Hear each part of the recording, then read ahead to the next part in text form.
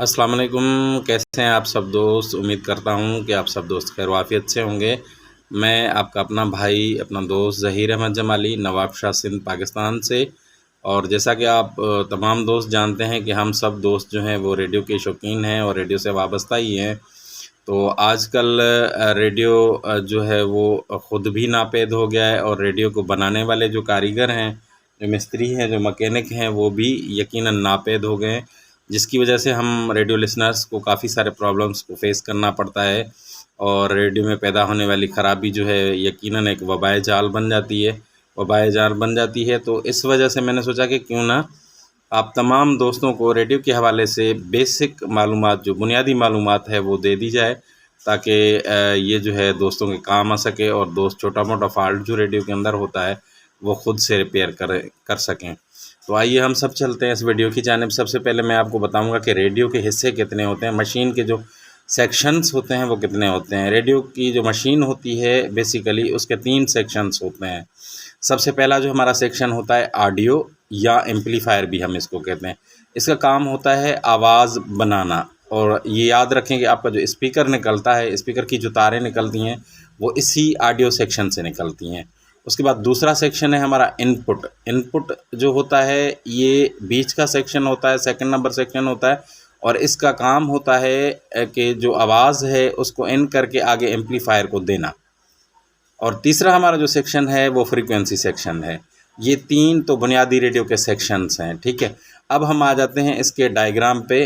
तो डायग्राम के थ्रू हम इसको जो है मैं मज़ीद आपको डिफ़ाइन करूँगा कि ये काम किस तरह करता है। सबसे पहले आ जाता है एम्पलीफायर। एम्पलीफायर में आवाज़ पैदा होती है, इसके अंदर ट्रांजिस्टर होते हैं, आउटपुट होते हैं जो आवाज़ पैदा करते हैं, और स्पीकर की तारें आपकी यहाँ इसी सेक्शन से निकलती हैं, और आपकी ग्रेड या ऑडियो जिसको हम कहते हैं वो यहीं से निकलकर आपके वॉल्यूम तक पहुँचती है। इसका जो दूसरा सेक्शन है ये है इनपुट। इसके अंदर भी ट्रांजिस्टर, फ़िल्टर वगैरह और इनपुट सेक्शन बनाया हुआ होता है ट्रांजिस्टर से, मुख्तलिफ़ चीज़ों से। ये दूसरा सेक्शन है हमारा। और तीसरा जो हमारा सेक्शन होता है ये होता है, उसके बाद का जो सेक्शन होता है वो ये होता है फ्रीक्वेंसी सेक्शन, जिसके अंदर हमारे IFTs आ जाती हैं, ठीक है। उसके बाद ऑसिलेटर्स आ जाती हैं, एंटीना कॉइल आ जाती है, या गैंग सेक्शन आ जाता है हमारा, मतलब गैंग जो होती है वो हिस्सा। तो ये जो पूरा सेक्शन होता है ये हमारा सेक्शन कहता है फ्रीक्वेंसी सेक्शन। अच्छा, एक बात याद रखें कि ये तीनों सेक्शंस जो होते हैं वो आपस में लिंक्ड होते हैं एक दूसरे से। अब यहाँ से ये जो आवाज़ आती है पहुँचती है इस वॉल्यूम तक, वो यहाँ से घूमकर यहाँ से होते हुए यहाँ आती है, ठीक है। अब एक बात जहन में रखें हमेशा कि रेडियो बनाना मुश्किल क्यों है। उसकी बेसिक एक बुनियादी वजह ये है कि ये तीनों सेक्शन जो हैं ये एक दूसरे से लिंक्ड होते हैं।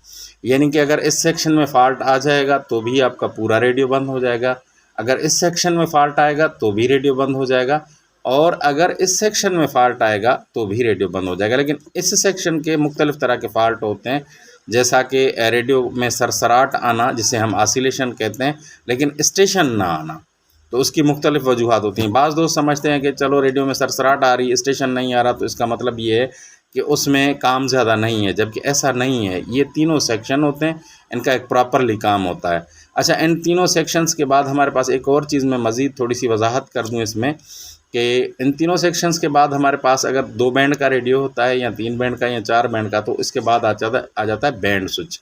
बैंड स्विच का काम ये होता है कि यहाँ पे जो एंटीना कॉइल और ऑसिलेटर्स वगैरह लगी होती हैं, या गैंग के जो सेक्शंस बने होते हैं, उनकी स्विचिंग मोड़ना, यानी कि मीडियम वेव से शॉर्ट वेव वाली ऑसिलेटर की तरफ मोड़ना, उस एंटीना की तरफ मोड़ना, और उस गैंग की साइड की तरफ मोड़ना, ठीक है। तो ये एक्स्ट्रा हमारा बैंड स्विच हो जाता है। अच्छा, एक चीज़ मज़ीद मैं भी आपको वजाहत कर दूं कि ये जो हमारा ऑडियो सेक्शन है ना, इसकी और हमारे जो फ्रीक्वेंसी सेक्शन होता है इसके दरमियान एक स्विच बाज़ औक़ात हम देखते हैं रेडियो में लगा हुआ होता है, जिसे हम ऑक्स स्विच कहते हैं।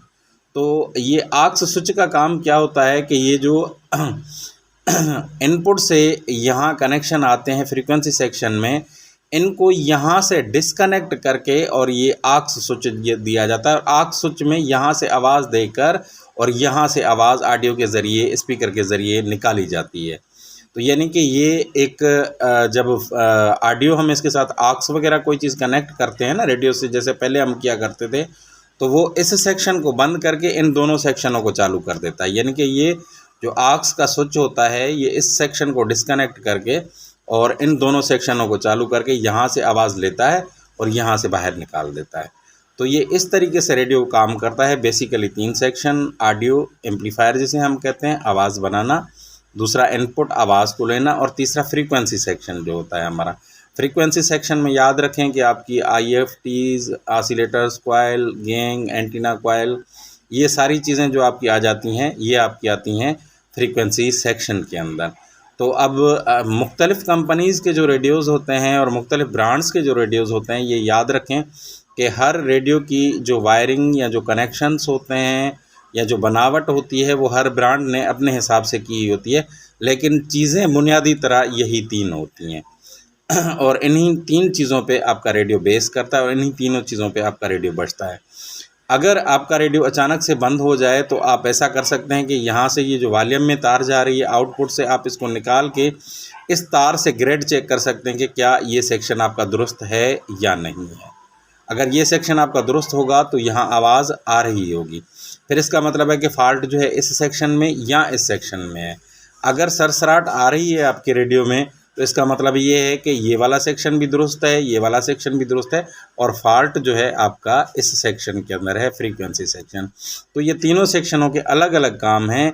जब भी आपके रेडियो में फॉल्ट हो, इस तरह की कोई चीज़ हो, तो उसे इस नक्शे के हिसाब से समझ कर अगर आप बनाने की कोशिश करेंगे या समझने की कोशिश करेंगे, रिपेयर करने की कोशिश करेंगे, तो इंशाल्लाह आपको कामयाबी ज़रूर मिलेगी।